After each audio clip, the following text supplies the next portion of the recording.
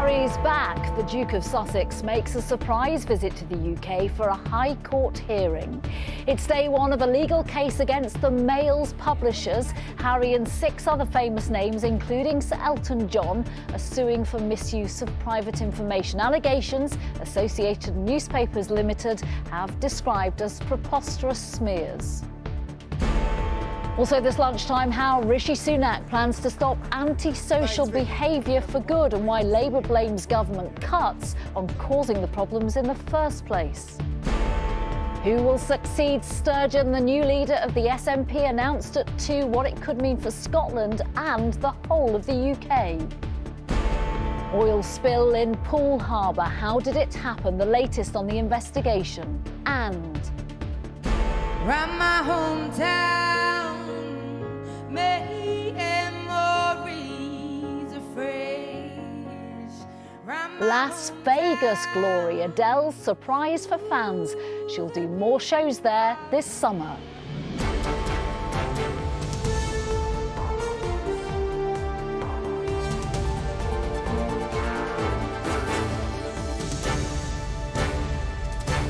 This is the ITV Lunchtime News with Nina Hossain. Good afternoon. Prince Harry is back in Britain. His surprise visit is believed to be the first time he's returned to the UK since the late Queen's funeral in September.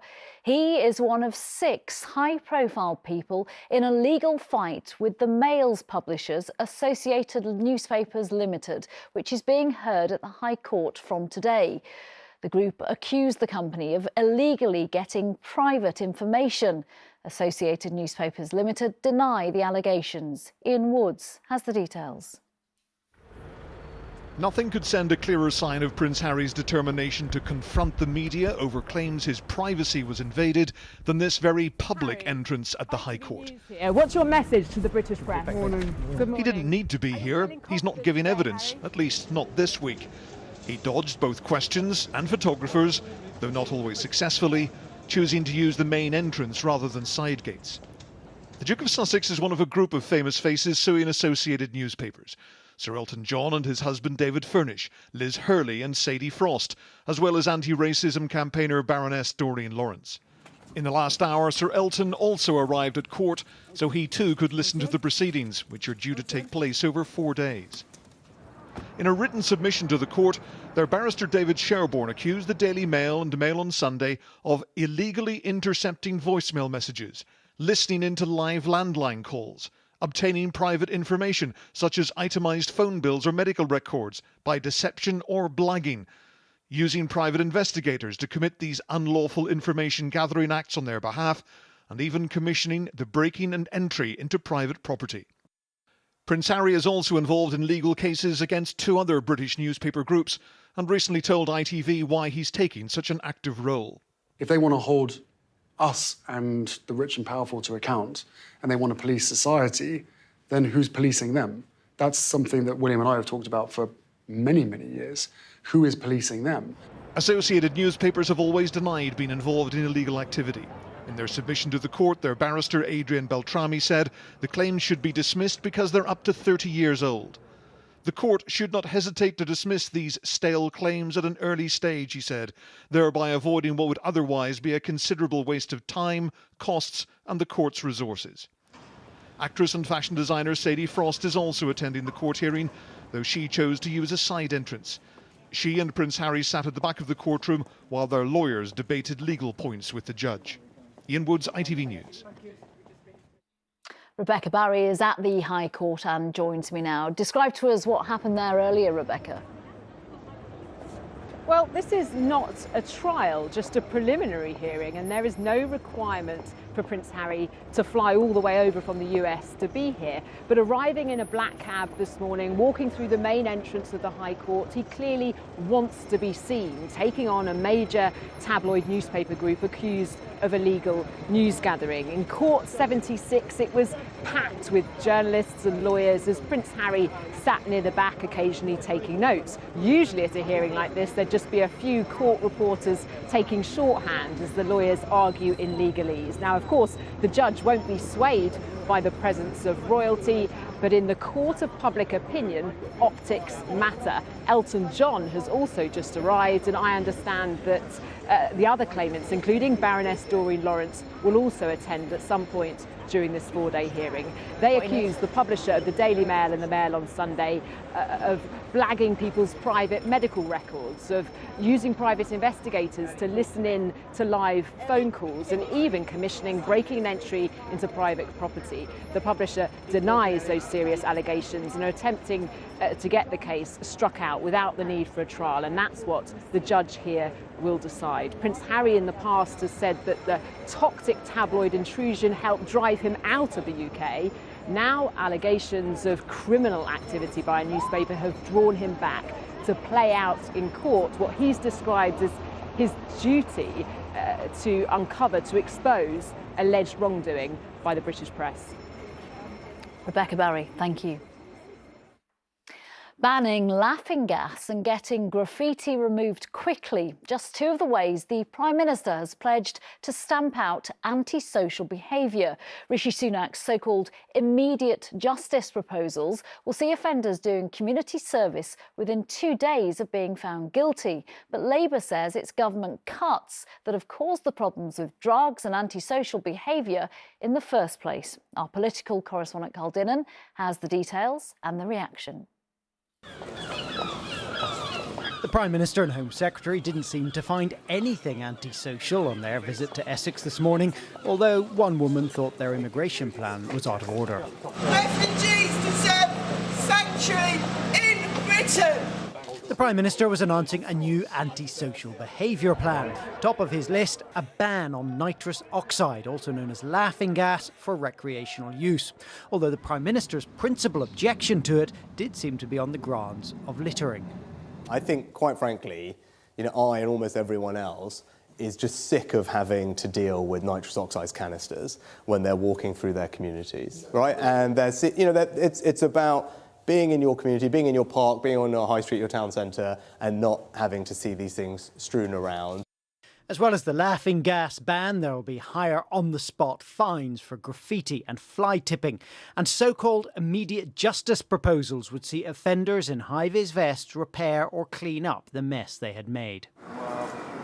Near where the Prime Minister was speaking, this estate has become known for antisocial behaviour. Residents would like to see offenders dealt with, but you've got to catch them though, haven't they? They come out at midnight. Yeah, like the rest of the rubbish. They're never going to catch them. There's so many, so they haven't got anyone to catch them. There's not enough police to deal with it, and then the police have got no respect by any members of the public or whatever anyway, so it's sort of like a losing battle. And Labour say it's not much better further up the criminal justice system. The amount of charges for drugs under the current laws has gone down 50% in the last 10 years. 40% of the trials of drug gangs last year were put off on the day of the trial. That is the reality of the criminal justice system at the moment. And the decision to ban nitrous oxide goes against the advice of the government's own Advisory Council on the Misuse of Drugs, which said a ban would be disproportionate to the level of harm caused and could have significant unintended consequences. Carl Dinnan, ITV News, Westminster. The contest to replace Scotland's First Minister Nicola Sturgeon is over, as the fate of the three candidates hoping to become the new leader of the Scottish National Party will be revealed at 2 o'clock this afternoon. The Finance Secretary, Kate Forbes, one of the front-runners, was off to a shaky start on the first day of her campaign after she sparked controversy by saying she would not have voted for gay marriage legislation because of her religious beliefs. She has since said she would defend the rights of everyone in Scotland.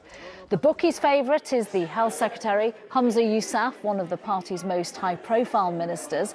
Aligning himself to Sturgeon's policies throughout the campaign, he is the only candidate to commit to upholding the SNP's partnership arrangement with the Greens. And Ash Regan is the only candidate who doesn't currently hold a government position. After she quit in protest over gender reform legislation, she holds a stronger position on independence campaigning than her rivals and has called for an independence convention. Our Scotland correspondent Peter Smith joins us now from the venue in Edinburgh, where that result will be announced in around 20 minutes' time. Peter, at times a bitter and an uncomfortable contest. It really has been a bruising contest, but we will find out at the National Stadium for Scotland's rugby team who will be the next leader of Scotland's party of government, as you say, in just over 20 minutes' time. The bookies' favourite is Humza Yousaf. You've described he is the Health Secretary just now. He describes himself as the continuity candidate, and it seems a two-horse race between him and Kate Forbes. She started out as the favourite, but then when she was vocal about her conservative Christian views, she said she would have voted against same-sex marriage. She's not in favour of, personally, of abortions. She would vote against gender reform. She said she's not planning on rolling back any of these rights, but she personally is against them. That proved tremendously unpopular with her own party, but interestingly, according to the polls, quite popular with the Scottish public. So now the SNP is choosing, and it is only the SNP members who have a vote, I should stress, not the Scottish public, but the SNP is choosing between a candidate who is very popular with the party and another candidate in Kate Forbes who is quite popular with the public. It is a crossroads, and it is up to these whoever wins this, the next leader of the party, to convince the Scottish people that they can be trusted to run the country again, because it has been such a bruising encounter. Kate Forbes unleashed fury on Humza Yousaf in one of the debates, criticising his record in government and saying that more of the same from the SNP is an acceptance of mediocrity. Peter, what impact could the result have on Scotland and the rest of the UK? This is the big question for everyone in the UK watching this, because the SNP, we know they are the party of Scottish independence. It's fair to say that whoever wins, we will probably see something of a cooling in the rush towards having a de facto referendum on independence next year in the general election. That's clearly what Nicola Sturgeon said she wanted to do. She said next year's general election would be fought on that single issue. Now, Kate Forbes is clear that if she wins, that will not be the case. Humza Yousaf says he's not personally wedded to the idea, but he'll listen to his party before making a decision. He says, though, that if he is the winner, Scotland can be independent in 5 years. And what he wants to do, as Kate Forbes says as well, is build consensus over the next few years, prove themselves to be a proficient party in government, and prove to the people of Scotland there is life in the SNP after Nicola Sturgeon. Peter Smith, thank you very much. And we'll bring you the result of the SNP leadership election on ITVX from 2 o'clock this afternoon. Just scroll down to the news section on ITVX to find it. Next, the shocking report that shows children as young as 8 are being strip-searched by police, and in half of the cases there isn't what's called an appropriate adult present. The research by the Children's Commissioner's Office follows the case of child Q, the 15-year-old black schoolgirl who was strip-searched while on her period. The findings show police carried out nearly 3,000 strip searches of children between 2018 and mid-2022. Nearly 40% of children searched were black. The policing minister says the searches are vital because drug dealers get young people to hide drugs in their bodies. It is important to keep in mind that these strip searches, are often conducted because young people are being coerced and abused by drug dealers and are concealing drugs in intimate body cavities. And these searches are necessary to identify where that's happening and then safeguard the young people concerned. I'm joined now by the woman who commissioned that report that children's charities have today described as shameful. The Children's Commissioner for England, Dame Rachel de Souza. Thank you for speaking to us. Is there no other way? Is it ever acceptable to strip search a child? Look, I think what my research shows is we need a much higher bar for strip searching, and we need the police to follow their own rules. So following the child Q, the terrible, terrible thing of a 15-year-old girl being taken from her classroom and strip searched by 2 police officers, I determined to find out how widespread was this and that this must not happen to another child.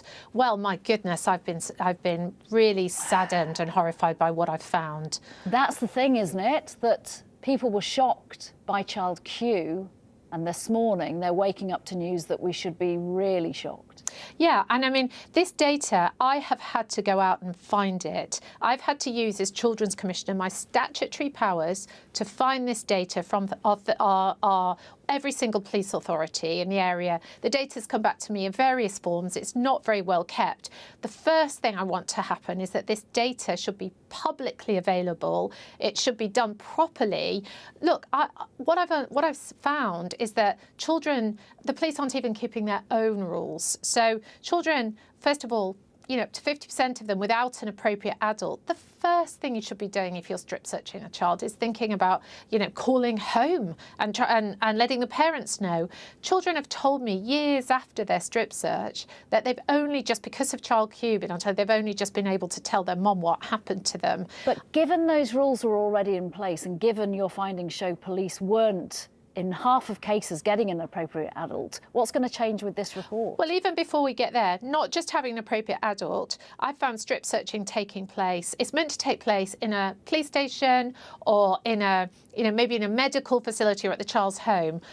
There have been strip searches in fast food outlets, strip searches in car washers. I thought Child Q would be the only child strip searched in a school. No, up to 14 strip searches in school and in the back of police vans. So location as well. And how do you respond to what the policing minister has said today in terms of, I guess it's a justification, him saying that the drugs are concealed in intimate body cavities, but he's saying that these children are coerced and abused by drug dealers. They're victims, and then they're being made to be victims again, aren't they? Honestly, there are, there are, I can imagine, and I've talked to senior police officers, I've talked to the minister in the past about this, there are no doubt cases where a child, because they're carrying a weapon, could well be a risk to themselves or to others, where very quick action needs to take place.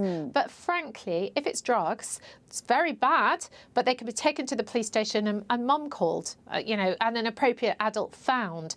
It's very traumatic strip searching. Just think about it. A child has to take off their clothes, have their clothes taken off them, and then a visual search of their private parts, including moving around of their private parts if necessary. No, it's unthinkable. Just briefly, we're running out of time. What can be done about the number of black children being searched? I know it's a big question, but if you could give us a short answer, please. Yeah, I mean, it's totally unacceptable. And parents, parents of black children are really, they're shocked. They're shocked but not surprised. It's got to get better. We need to keep calling for the data. What I want are for the police chiefs to step up, to get their act together, to make sure that the policies on this take the bar higher, and that they make sure what's happening on the ground is within the law. And they are, I know, examining your report findings today. Dame Rachel D'Souza, thank you very much for joining us. Thank you. Thank you. A clean-up operation is underway in Poole Harbour after 200 barrels of reservoir fluid, including oil, leaked into the water. The leak yesterday led to a major incident being declared. Ellie Pitt is there. What's the latest, Ellie? Nina, the latest is twofold, really. First is that containment of the oil spill and clean-up operation you mentioned. We know that more than 100 people have been involved in that since the early hours of this morning. And the second is an investigation into how exactly this oil spill has occurred in Poole Harbour. What we know is that yesterday morning there was a leak from a pipe under the water between a nearby onshore oil field and Poole Harbour. That leak was of around 200 barrels of oil, of reservoir fluid, which is made up partly of salty water and partly of oil. We know about 4,000 litres of oil has made it into Poole Harbour. And as a result, of course, you can imagine there are serious concerns for wildlife and the impact on the natural habitat here. Poole is one of the largest natural harbours in the world and designated a site of special scientific interest. And the public here are still being urged not to swim and go into the water because of yesterday's leak. And that could be troubling for the tourism industry here, given that the Easter holidays are just around the corner. Now, Poole Harbour commissioners are leading the investigation and the response to the oil spill, and they spoke to us a little bit earlier on. Well, I've been Chief Executive Poole Harbour Commissioners for 21 years. We've never had an event like this in that 21 years, so it is very rare. But there are three tiers of oil spill response. One is small, one is very big, tier 3, We're in tier 2, which is a medium size oil spill. Perenco, which runs the oil field, has given us a statement and said that it's important to stress the situation is under control and the discharge of fluids has stopped. But we are expecting an update inside the next hour with a clearer idea of just how significant this spill is and how quickly it will take to clean up. Ellie, thank you. Finally, the show will go on to the delight of her legions of fans. Adele has announced her Las Vegas residency is not yet over. She says she'll return in the summer. Here's Sharon Thomas. So I am coming back.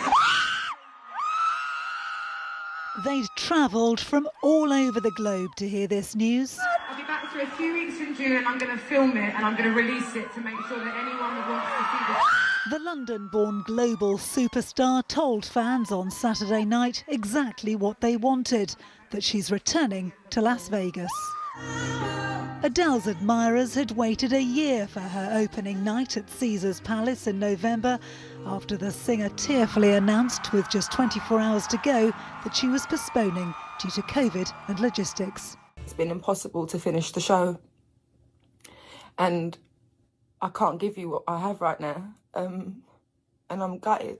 But their wait was rewarded.